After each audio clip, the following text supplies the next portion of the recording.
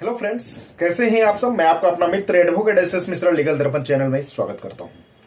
Friends, आज मैं बात करने वाला हूं कि किसी भी प्रॉपर्टी पर अपना ओनरशिप जमाने के लिए, अपना ओनरशिप बताने के लिए आपके पास कौन कौन से डॉक्यूमेंट का होना जरूरी है, कौन से पेपर यदि आपके पास है, कौन से कागजात आपके पास है, तो ये आप प्रूव कर सकते हैं कि ये जमीन आपका है। तो इसे जानने के लिए वीडियो को लास्ट तक देखें और वीडियो देखने के बाद अच्छा लगे तो चैनल को ज़्यादा से ज़्यादा सब्सक्राइब, लाइक और शेयर करें। तो आइए फ्रेंड्स जानते हैं। फ्रेंड्स, प्रॉपर्टी का डिस्प्यूट दिनों दिन ज़्यादा होता जा रहा है। इस स्थिति में हर व्यक्ति ये चाहता है कि मैं प्रॉपर्टी पे अपना ऑनरशिप प्राप्त करने के लिए डॉक्यूमेंट पुख्ता रखूं, ताकि कल होके कोई दूसरा व्यक्ति मेरे प्रॉपर्टी पे क्लेम ना कर दे कि ये प्रॉपर्टी मेरा है और मैं वहां पे ये प्रूव ना कर पाऊं कि जिस प्रॉपर्टी पे मेरा कब्जा है, जिस प्रॉपर्टी पे मैं रह रहा हूं, वो प्रॉपर्टी सही में मेरा है। तो इसे प्रूव करने के लिए आपके पास कुछ डॉक्यूमेंट का होना बहुत ही जरूरी है। आइए जानते हैं कि वो डॉक्यूमेंट कौन कौन से होना चाहिए। मैं टोटल 5 डॉक्यूमेंट का नाम बताऊंगा। इस पांचों डॉक्यूमेंट में से कोई भी डॉक्यूमेंट यदि आपके पास है तो आप अपने ओनरशिप को प्रूव कर सकते हो, जमीन पे मालिकाना हक प्राप्त कर सकते हो, मालिकाना हक बता सकते हो। अगर कोई व्यक्ति कोर्ट में उस जमीन के लिए सूट भी फाइल करता है कि ये जमीन इसका नहीं है, इसने कब्जा कर लिया है और ये खाली नहीं कर रहा है, ये जमीन मेरा है, और यदि आपके पास इन 5 डॉक्यूमेंट में से कोई भी डॉक्यूमेंट है तो उस जमीन पे आप अपना ओनरशिप कोर्ट में प्रूव कर सकोगे।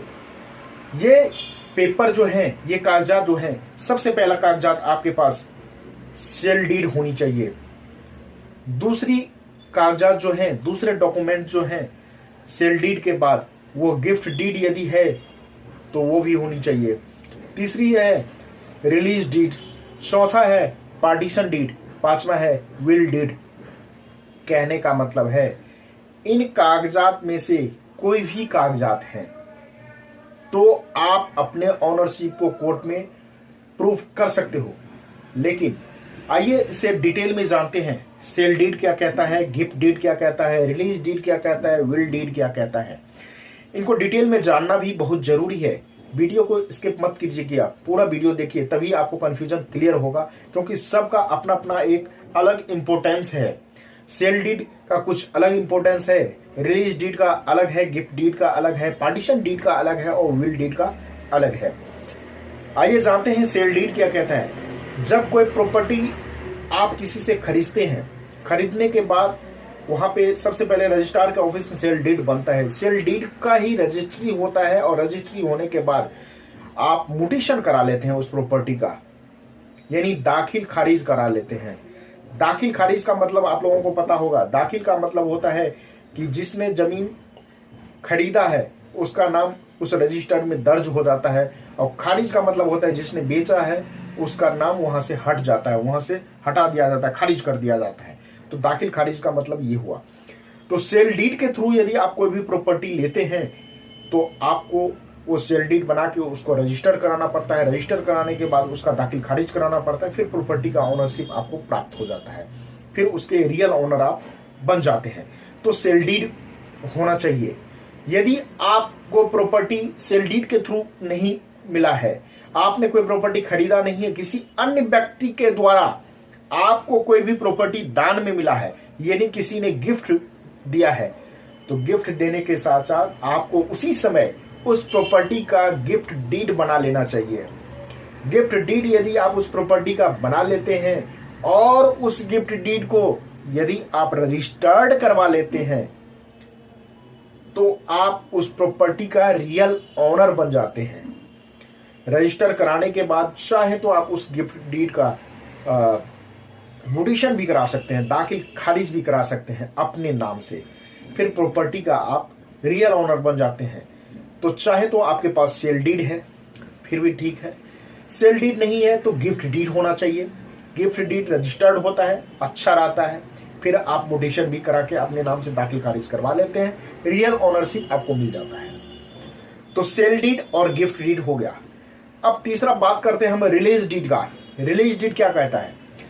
रिलीज डीड का मतलब होता है कि किसी संपत्ति से अपने हक को त्याग कर देना, सपोज आप 4 भाई बहन है, 2 भाई है 2 बहन है, दोनों बहनों का शादी हो गया, दोनों बहन अपने ससुराल चली गई और आप 2 भाई जो है, आप 2 भाई चाहते हैं कि प्रॉपर्टी में पार्टीशन करा लूं, लेकिन पार्टीशन कराने से पहले आपको यह भी डर है कि वो दोनों बहन भी कल होके धमक ना जाए कि ये प्रॉपर्टी में मेरा भी हिस्सा है, मेरा हिस्सा दो।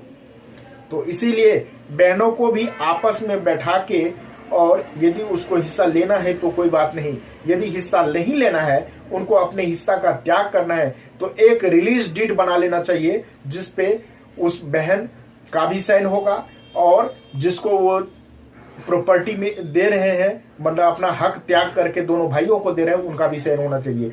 तो कहने का मतलब है रिलीज डीड, जो व्यक्ति अपना हक त्याग करता है वो व्यक्ति अपना ओनरशिप वहां से खत्म करके किसी दूसरे व्यक्ति को देता है, तो रिलीज डीड उस स्थिति में काम देता है।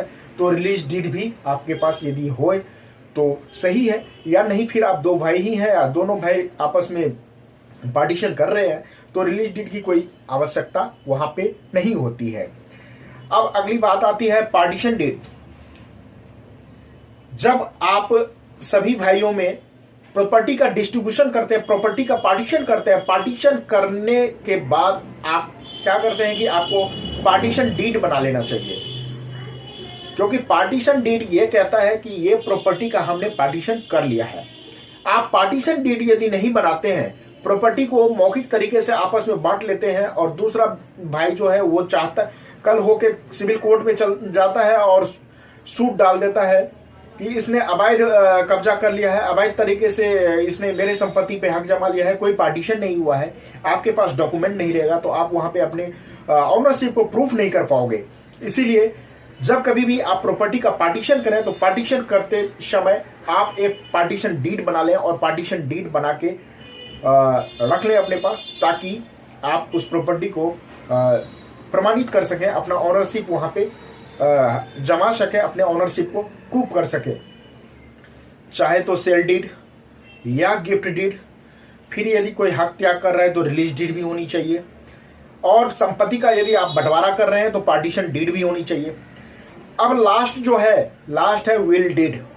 कहने का मतलब है वसीयतनामा। अगर प्रॉपर्टी आपने अपने पैसे से नहीं खरीदा है तो आपको गिफ्ट में मिला है तो गिफ्ट डीड बन जाता है, यदि अपने पैसे से खरीदा है तो सेल डीड बन जाता है, उसकी रजिस्ट्री हो जाती है। यदि आप प्रॉपर्टी पार्टीशन कर लेते हैं तो पार्टीशन डीड होना चाहिए।